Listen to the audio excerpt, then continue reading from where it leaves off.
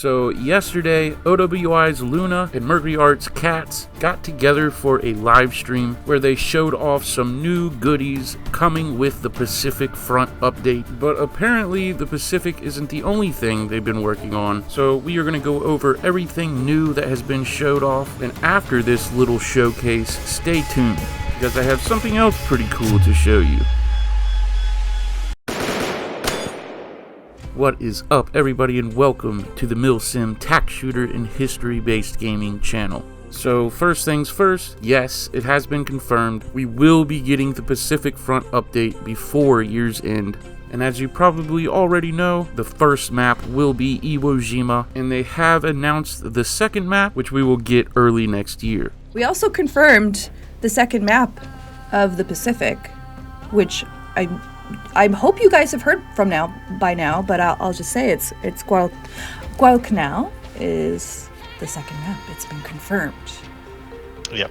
Fight will focus around Henderson Field, I believe, as well. So there's some interesting history around that area.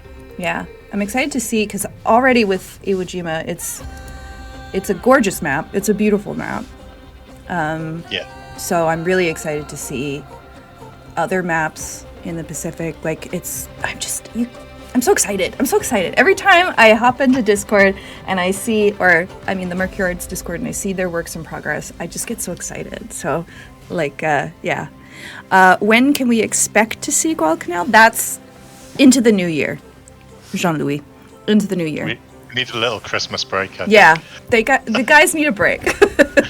This has been crunch, yeah. Yes. It really has been crunch. So, the level designers have been amazing. They've been on all through the night at times as well. So yes. I woke up for work the next morning at like 6 a.m. and found two of the guys still in chat arguing over a texture for a branch or something like that. So, there's a lot of work gone on from them. So, real well done from them. Iwo Jima is definitely shaping up to be one of the prettiest of Squad 44 maps, and thanks to Mount Suribachi, it will surely offer some of the most diverse gameplay we've seen yet. With that said, Squad 44 is known for its sound design. Recently on Twitter, they leaked a little bit of voice acting.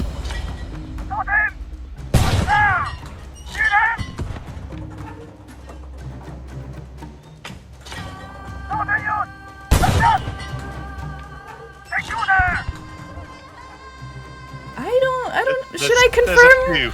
There's a few voice lines. There's a few voice lines. There might be one that players will be very excited about in particular. So, yeah. Yes, and also, funny thing today at the Off-World office, I got a ping today that our audio guy is going to be recording some loud yelling.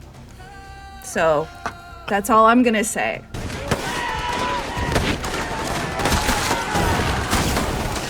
So if you guys hear loud yelling in the background, just interpret that as you will. A lot of work's gone into sound at the moment, is what I'll say there.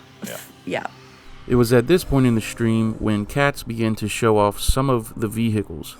And when I say some, I mean a whole shit ton. Players will probably recognise the Sherman A3 Wade from the game, which is what you've kind of got there. They were used on Iwo Jima as well, so getting off into the water close to the beach before going ashore. But some of the things that you'll notice in particular is obviously the colour scheme has changed, but also that on Iwo Jima as well, because the Japanese had magnetic mines, the Americans would put wood down the side of the tanks to try and prevent the mines from sticking on in where they were lighter armoured. You'll also notice that around the hatches as well, they tried to put some anti-personnel stuff like the spikes and sort of like a mesh over the top, just to prevent the Japanese from trying to wedge open those things to get weapons in as well. So we've got a few variants of this. So this is the Type 94 lorry, which was kind of the mainstay of the Japanese logistics fleet, if you want, or their transport fleet. This is the transport version. The next one is the logistics version. You can see with all the stuff in the back. And then finally we've got the mobile spawn point, which is the one which you can see they've got the radio inside. Oh yeah. It's like a little caravan. It's quite a cool one. It's very cute. Very cute. I like it. Alright, so for time's sake, we are just going to do a kind of slideshow of all the new Japanese graphical assets. This video would be an hour long if we went into detail about what each and every one of these weapons and or vehicles is. But some of the cooler things is this massive 350 some millimeter Japanese mortar. Here you can see some of the big AT guns the Japanese will be using on shore. And of course, some of the Japanese aircraft you will see scattered around the map, such as the infamous Zero. Now, if any of you are World War II history buffs, maybe you can let us know down in the comments what these other planes are. Now, I may be wrong, but I think this here is a P-51 Mustang. And then lastly, we can see some of the Japanese crates and boxes that will be littered around the map. The devs made it very clear that everything you will see in this Pacific Front is all new and fresh. There will be no recycled assets from Chapter 1 or any of the other chapters. Now that kind of wraps it up for everything they've showed off new about the Pacific, but this next bit was unexpected and very cool to say the least. Well, I think most of the player base will remember that there was a museum pretty much brought into the game with kind of a big shooting range, all the weapons in there and stuff like that, but it looked like a scene out of Tron, so it wasn't really fitting the game. So we thought, well, can we bring in a museum to showcase, you know, everything that's in the game, all the weapon systems, the work that's gone on behind the scenes, things like that, that give the community sort of a centralized place to look at rather than this sort of Tron checker pattern blank area. So there was a bit of creative license taken. I think someone was watching maybe James Bond that day or something like that, or another film where you see the London Underground. So that's been taken as a bit of a theme, and we hope you like what you see, really. So feel free to pause the video if you wish and take a closer look, as all of the at least finished Japanese weapons are up there on the walls and on the tables. Just to highlight that, the textures are still being worked on for a lot of the rifles. So what you're seeing on the wall, if you see certain Japanese rifles and otherwise, they're just work in progress. Yes. So we've still got a fair while before we're looking at bringing anything out. So we've got time in hand to make sure we've got all the textures right to make them as good as possible, really, for the weapons. Oh yeah, here we go. Yeah, actually, when we kind of got a list together about the weapons, we gave it to the weapon model we're using, and we said, oh, this is what we want, kind of thing. I have to say, he's gone above and beyond in all respects. So there were grenades coming out, and we're like, what's this grenade? He's like, oh, I read about it. Like, oh, wow, awesome. Yeah, that's cool. What's this thing? Oh, this is a type of mine. It was like, oh, that's an addition to that. That looks really cool, yeah. So actually, he's gone absolutely above and beyond. When you see the amount of rifles that are there, you know, and we can't really give anything away because people will look at the wall and go, oh, why is that weapon there? That's interesting.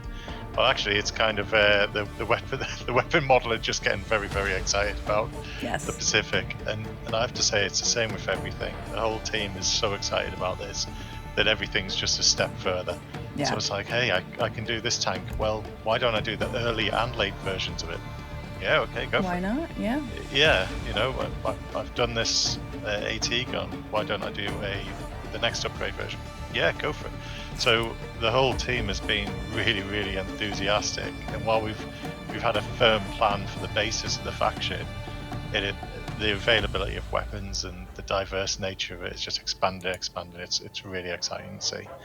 That's right, boyos. We will be storming the beaches of Iwo Jima by year's end. Bonsai charges confirmed, or at least bonsai voice lines. And the brutal and bloody Guadalcanal will be the second map, which we will be getting early next year. Forgive me, by the way, I've got a cold, so if I'm sneezing away, sorry. That's totally fine. I understand. It's that... Sorry. What a time to be a Squad 44 player. Are you excited for this update? Quite possibly the biggest and baddest update yet. Let me know what you think down in the comments. What do you want to see in the future? What are you most excited about with the Pacific Front update? Of course, I want to thank each and every one of you for watching. We're still at like an 84% unsubscribed viewership. Help me to get these more niche titles out into the open. Y'all know how I feel. In another decade, this milsim genre will be huge. As always, a special shout out to my channel members, the Mil-Simp minions. I will see you boys in the next one. Y'all be good to each other.